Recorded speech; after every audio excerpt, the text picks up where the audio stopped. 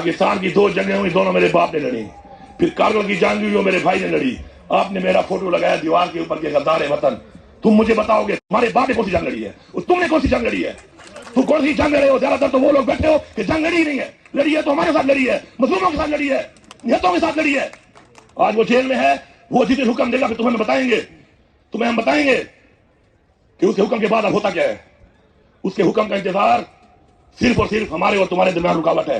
ये मैंडेट चोरी करके जो तुम आए हो और जो तुम्हें लाए हैं, उनको एक पैगाम है, बड़ा खुला पैगाम है कि तुम्हारी तो जितनी ताकत थी हम देख चुके हैं।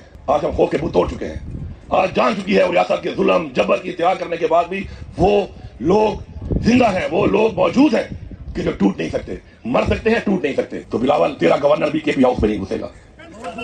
तेरा गवर्नर जो है वो केपी हाउस में नहीं आएगा। मैं तुझे दिखाऊंगा यहाँ पर कि तेरा गवर्नर केपी हाउस में नहीं आएगा। उसके लिए हाउस बना ले या सिंध हाउस में जगह दे दे उसको। ये रवैया अगर तुम समझते हो तुम इख्तियार करोगे, पूरे पाकिस्तान तुम्हारी मलकियत है, ये तुम्हारी भूल है। तुम ये समझते हो कि तुम मुझे उठा के कराची ले गए थे, मुझे मजबूर ना करो, तुम्हारे बदले उठा के मैं केपी ला सकता हूँ।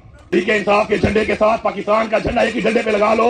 ये पैगाम मैं पूरे पाकिस्तान को दे रहा हूँ, बाहैसियत वज़ीर आला सूबा खैबर पख्तूनख्वा दे रहा हूँ कि एक ही डंडे पे 2 झंडे लगाओ, एक पाकिस्तान का, एक तहरीक इंसाफ का। और तुमसे कोई वो डंडा और झंडा छीनता है, मुझे वीडियो भेजो। जो SHO, जो सिपाही होगा उस पे खैबर पख्तूनख्वा में गद्दारी का पर्चा होगा पाकिस्तान के आइन के मुताबिक। और फिर वो आएगा जब यहाँ पर, फिर वो जो हमारी रिवायत है ना इज्जत देने वाली, फिर वो रिवायत नहीं होगी, इज्जत देने वाली रिवायत नहीं होगी। वो रिवायत भी होगी, वो रिवायत जिस तरह हमारे आबा अजदाद ने पहले इस्लाम की जगह लड़ी, फिर तहरीके पाकिस्तान की जगह लड़ी। तो आज फिर हमें मजबूर ना करो कि आज की आजादी के लिए हम उस जंग पे मजबूर हो जाएं। अगर हमें रोक रहा है तो पाकिस्तान का कानून और इस शख्स का सबर रोक रहा है। इस शख्स का सबर, इस्लाह कर लो अपनी।